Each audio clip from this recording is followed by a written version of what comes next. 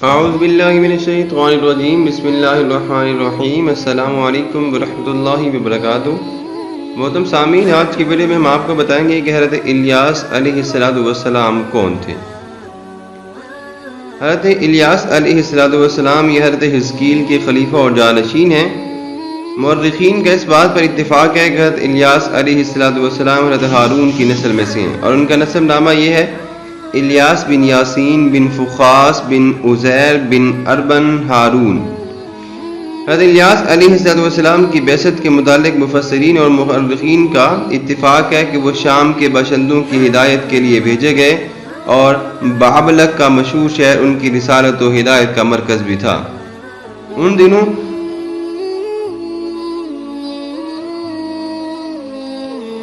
دنوں بالابک شہر پر آرہب نامی بادشاہ کی حکومت تھی، جو ساری قوم کو بت پرستی کے لیے مجبور کیے ہوئے تھا، اور ان لوگوں کا سب سے بڑا بت بھی بال ہی تھا، جو سونے کا بنا ہوا تھا اور 20 گز لمبا تھا، اور اس کے 4 چہرے بنے ہوئے تھے، اور 400 خدام نوکر اس بت کی خدمت بھی کیا کرتے تھے، جن کو ساری قوم بیٹوں کی طرح مانتی تھی، اور اس بت میں سے شیطان کی آواز بھی آتی تھی۔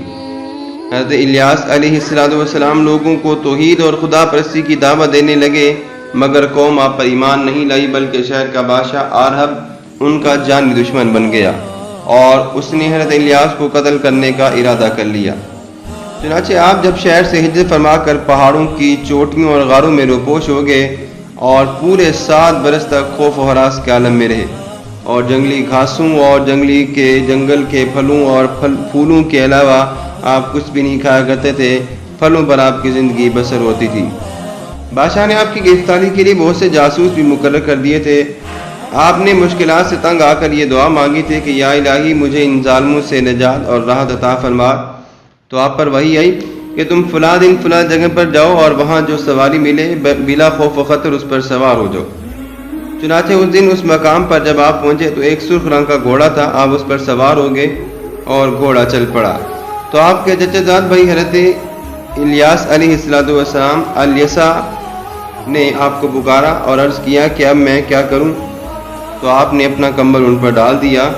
یہ نشانی تھی کہ میں نے تم کو بنی اسرائیل کی ہدایت کے لیے اپنا خلیفہ بنا دیا۔ پھر اللہ تبارک و تعالیٰ نے آپ کو لوگوں کی نظروں سے اوجھل فرما دیا، اور آپ کو کھانے پینے سے بے نیاز کر دیا، اور آپ کو اللہ تبارک و تعالیٰ نے فرشتوں کی جماعت میں شامل کر لیا، اور حضرت الیسا علیہ السلام نہایت عزم و ہمت کے ساتھ لوگوں کو ہدایت کرنے لگے۔ چنانچہ اللہ تبارک و تعالیٰ نے ہر دم ہر قدم پر آپ کی مدد فرمائی، اور بنی اسرائیل آپ پر ایمان بھی لے آئے، اور آپ کی وفات تک ایمان پر قائم بھی رہے۔ محترم سامعین، حضرت الیاس علیہ السلام کے معجزات اللہ تبارک و تعالیٰ نے تمام پہاڑوں اور تمام حیوانات کو آپ کے لیے مسخر فرما دیا تھا، اور آپ کو 70 انبیاء کی طاقت بخشی تھی، اور غضب و جلال اور قوت و طاقت میں موسیٰ علیہ السلام کا ہم پلہ بھی بنا دیا تھا۔ روایات میں یہ بھی آتا ہے کہ حضرت الیاس علیہ السلام اور حضرت خضر علیہ السلام ہر سال کے روزے بیت المقدس میں ادا کیا کرتے تھے، اور ہر سال حج کے لیے مکہ مکرمہ بھی جایا کرتے تھے، اور سال کے باقی دنوں میں حضرت الیاس علیہ السلام تو جنگلوں اور میدانوں میں گشت فرماتے رہتے، اور حضرت خضر علیہ السلام دریاؤں اور سمندروں کی سیر فرماتے رہتے۔ چنانچہ یہ دونوں حضرات آخری زمانے میں وفات پائیں گے، جبکہ قرآن مجید اٹھا لیا جائے گا۔ حضرت انس بن مالک رضی اللہ تعالیٰ عنہ سے روایت ہے کہ نبی کریم صلی اللہ علیہ وسلم کے ساتھ ہم ایک جہاد میں سوار تھے، تو راستے میں آواز آئی کہ یا اللہ، تو مجھ کو حضرت محمد مصطفیٰ صلی اللہ علیہ وسلم کی امت میں بنا دے، جو امت مرحومہ اور مستجاب الدعوات ہے۔ تو حضور نبی کریم صلی اللہ علیہ وسلم نے فرمایا کہ اے انس، تم اس آواز کا پتہ لگاؤ۔ تو میں پہاڑ میں داخل ہوا تو اچانک یہ نظر آیا کہ ایک آدمی نہایت سفید کپڑوں میں ملبوس داڑھی والا نظر آیا۔ اس نے مجھے دیکھا تو پوچھا کہ تم رسول اللہ صلی اللہ علیہ وسلم کے صحابی ہو؟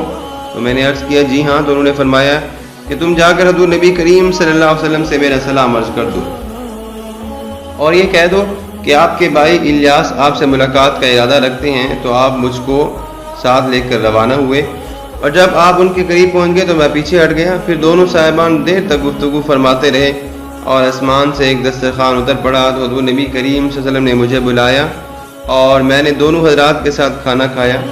جب ہم لوگ کھانا کھانے سے فارغ ہو چکے تو آسمان سے ایک بدلی آئی، اور وہ حضرت الیاس علیہ السلام کو اٹھا کر آسمان کی طرف لے گئی اور میں ان کے سفید کپڑوں کو دیکھتا ہی رہ گیا۔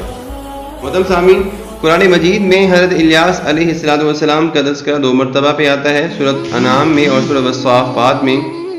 قرآن مجید میں سورۃ الانعام میں اللہ تبارک و تعالیٰ نے فرمایا وَمِن ذُرِّيَّتِهِ داؤد وسليمان وأيوب ويوسف وموسى وهارون وكذلك نجزي المحسنين وزكريا ويحيى وعيسى وإلياس كل من الصالحين۔ اور حضرت ابراہیم کی اولاد میں سے داؤد، سلیمان، ایوب، یوسف، موسیٰ اور ہارون کو ہم نے ایسا ہی بدلہ دیا نیکوکاروں لوگوں کو، اور زکریا، یحییٰ اور عیسیٰ اور الیاس کو بھی، کیونکہ یہ سارے کے سارے ہمارے قرب کے لائق ہیں۔ سورۃ الصافات میں اللہ نے فرمایا وَإِنَّ إِلْيَاسَ لَمِنَ الْمُرْسَلِينَ إِذْ قَالَ لِقَوْمِهِ أَلَا تَتَّقُونَ، اور بے شک الیاس پیغمبروں میں سے ہیں جب انہوں نے اپنی قوم سے کہا کہ کیا تم اللہ سے نہیں ڈرتے کہ بال کو بت کو پوجتے ہو، اور اللہ تو احسن الخالقین ہے۔ محترم سامعین، حضرت الیاس علیہ السلام بے شک اللہ کے برحق نبی اور پیغمبر تھے، وہیں ہم لوگوں کو یہ نصیحت بھی حاصل ہوتی ہے کہ اللہ تعالیٰ کے مقدس نبیوں کو ایذا دینا اور ان کو قتل کر دینا یہ ظالموں کا شیوا ہو سکتا ہے، ظالموں کا مشغلہ ہو سکتا ہے، لیکن جو اسلام والے ہوتے ہیں وہ اسلام پر مضبوطی سے قائم رہ کر یہودیوں کے ظالمانہ طریقوں کی مخالفت کرتے ہیں اور کرتے ہی رہیں گے۔ اللہ تبارک و تعالیٰ ان انبیاء کو اور جو بھی دین اسلام پر عمل پیرا ہوتے ہیں، جو دعوت دیتے ہیں، ان پر پہنچنے والی تکالیفوں اور مصیبتوں پر صبر کر کے خدا کے مقدس نبیوں کے اسوہ حسنہ پر عمل کرنے کی توفیق عطا فرمائے۔ سب کو آمین۔ وما علینا الا البلاغ المبین۔